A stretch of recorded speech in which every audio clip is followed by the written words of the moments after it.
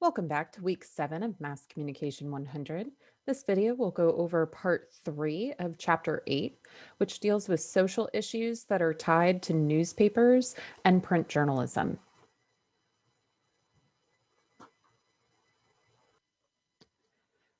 Now, newspapers are a large part of American culture, even if they are largely considered to be dying. Compared to local TV, radio, and online only outlets, newspapers still produce nearly 50% of our original news stories. Local papers generate nearly 60% of stories in one of the studies that was done in 2019 by Mahone and other journalism researchers. They found that although local newspapers are shrinking nationwide, they remain a vital provider of the original important information to U.S. communities. And so, without our local newspapers, without newspapers as a whole, these original stories are not being generated. So that brings us to a discussion of news deserts. News deserts really address the loss of local news organizations and the implications for our democracy.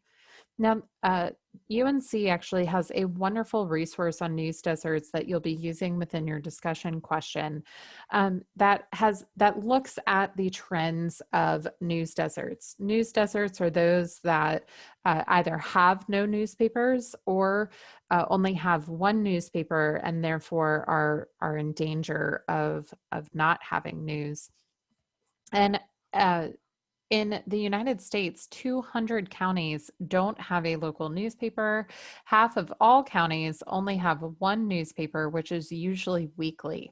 So again, you can see that local news is continuing to decline because of the shutdown of these newspaper organizations. In fact, over 300 newspapers closed between 2018 and 2020.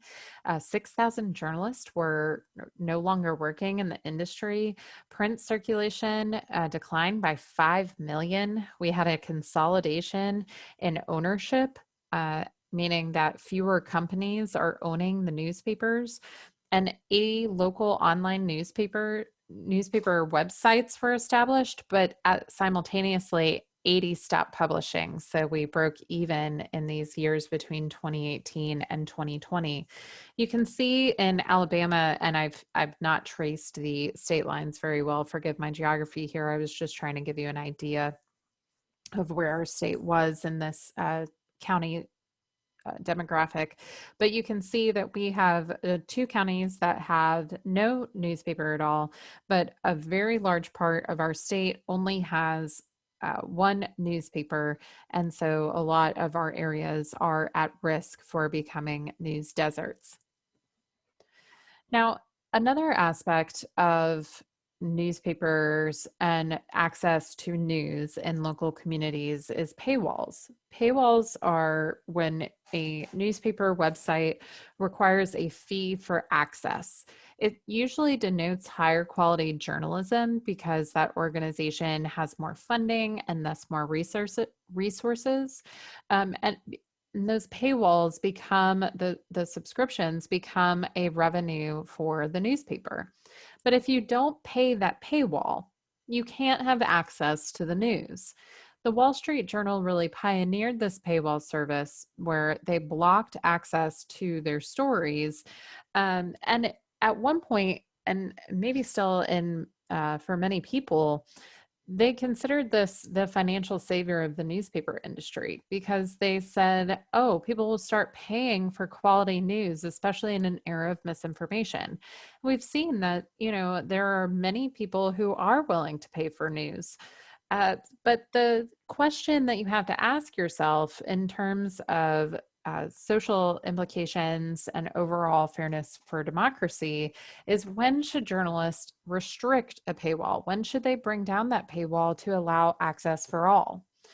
Uh, for the last presidential election, the Wall Street Journal decided to keep their paywall up on election day, and they saw a huge increase in subscriptions called the Trump bump. because they didn't bring down their paywall. But many people said, shouldn't people have access to the news on election day and prior to be able to give them information that they need to vote? Well, I don't know. That's a question that's continuing to be debated. Uh, a lot of newspapers are also determining how much someone will pay to subscribe to a news website based on individual spending and reading habits that an algorithm determines. So, what I pay for the Wall Street Journal, or how many free stories I may be given as kind of a sample, may be different from what you are given. And so, is that really fair? And who gets to really determine that? Now, the Washington Post, after the naval base shooting in DC, decided to bring down their paywall because they said that they wanted everyone to be able to access that critical information. And so there have been times when organizations will bring down their paywalls. We've seen this a lot with COVID-19 coverage, in fact. So there are many people, especially at the beginning of the COVID-19 outbreak in America, many news organizations decided to bring down their firewall for COVID-19 coverage. But, a lot of people were saying, well, that's a lot of lost revenue since there's an increased interest in news for COVID stories. These newspapers are really losing out on money that could help them get subscriptions and help them stay financially afloat to be able to report more on these stories in the future. So this is kind of a newer question for the journalism industry, but it's one that the industry and professionals really need to consider. You as a consumer also need to consider whether you would be willing to pay for news or not. You can get access to a lot better journalism through subscriptions, but there's a lot of information out there that's free. So it's something that you need to consider as well. Citizen journalism is also fairly recent with the advent of social media. However, it's really been used for a long time. If you think about it, I study school shootings within my research, and I always go back to that moment where the television stations were taking phone calls from students inside the school who had like cell phones on them, and they were calling the news stations. That ended up being very dangerous because what if the shooters were listening to the broadcast and could determine where the potential victims were hiding? So things like that, you really have to think about, especially in cases of disaster. But user-generated content is just that content that relies on the average person to provide content, whether that's visuals, whether that's information, to get more news. So James Spann actually does this on his Instagram. He tends to do it very successfully based on his Instagram following. He just posts people's pictures that they send him or tag him in on Instagram about weather. But there are some like more major stories, like this video that was broadcast on many different news stations after Kobe Bryant's death. This man was just videoing in his backyard and happened to catch the helicopter that Kobe Bryant and his daughter were in before they crashed. And he captured the final moments of that helicopter crash, and many news outlets actually showed it. So there are concerns about how journalists can verify information that is sent by a citizen journalist, whether it should be considered reliable enough for press. And then there are, of course, other concerns about ethics and how citizen journalists potentially obtain this information. Now, it is critical for us to also talk about the various minority presses that have been so critical to American journalism. The Black press is particularly impactful in American history, given that throughout time, they have been an important voice against slavery as well as civil rights, but unfortunately are dying off for many different reasons. So the first African-American newspaper was actually the Freedom's Journal from 1827 to 1829, it offered anti-slavery voice from an African-American perspective. It was often read in churches, in Black churches, for those who could not read themselves. And so many slaves were able to get this information where they wouldn't have been able to do that without this press. Frederick Douglass's North Star paper is perhaps one of the most widely known Black press examples. It was published in Rochester, New York from 1847 to 1860, and it had a circulation of over 3,000 people, which was very substantial for the time. Since 1827, there have been 5,500 Black edited and started papers, but the average lifespan of those papers is typically only 9 years. During civil rights and affirmative action, it was great that reporters were allowed into, the national and local newsrooms for the first time, but they remain predominantly white. And so these Black reporters are still very much the minority. You can see that in local daily papers, there are only 4.7% of newsroom staff who are Black. Now, today we see roughly 200 African-American papers. Most of them are weeklies, but they still remain a strong voice for many of the racial topics that are important. So the Birmingham Times is one that is local, and they actually still continue to focus on African-American community issues, and they are owned, and typically the employees are people of color. Now, the Spanish press or Hispanic press has also been very important to American culture. The largest Spanish daily is in Los Angeles, and it was founded all the way back in 1926, so this is certainly not anything new. The first one founded in the South was actually in 1808 in New Orleans. Miami Herald's El Nuevo Herald in 1976 became the first Spanish supplement, where the Miami Herald, which is an English-speaking newspaper, provided a Spanish language supplement, and they report the news in two languages. And it's very interesting when you do studies about how the stories are covered between the two. It's the same staff, it's the same organization, but a lot of times they get reported very differently, as you can see down here. Spanish television and radio has really taken the place of Spanish language newspapers. A lot of the readership, the audience, as well as the advertisers tend to prefer television and radio for Spanish speaking journalism. Asian American papers, there's very few in America. There are currently about 50 small U.S. papers that are printed in Vietnamese. There has been a large growth area, however, recently for Chinese publications. World Journal is the largest. A lot of Asian American papers focus on helping readers who are from foreign countries adjust to American life while trying to maintain their ties back to their Asian heritage. And so they can be an important bridging factor for Asian Americans. Asians only make up 3% of newsroom staffs, however, so they are very underrepresented in terms of employment within the journalism industry. Native American papers are also very important. The first was the Cherokee Phoenix in 1828 in Georgia. There are currently about 350 Native American papers, primarily published on reservations, mostly in English.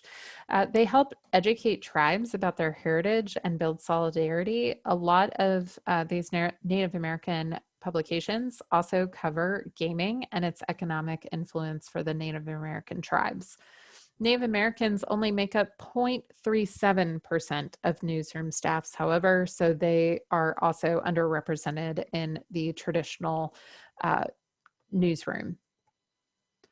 Underground press has been very important in terms of popular and social culture. They really question mainstream policies and values.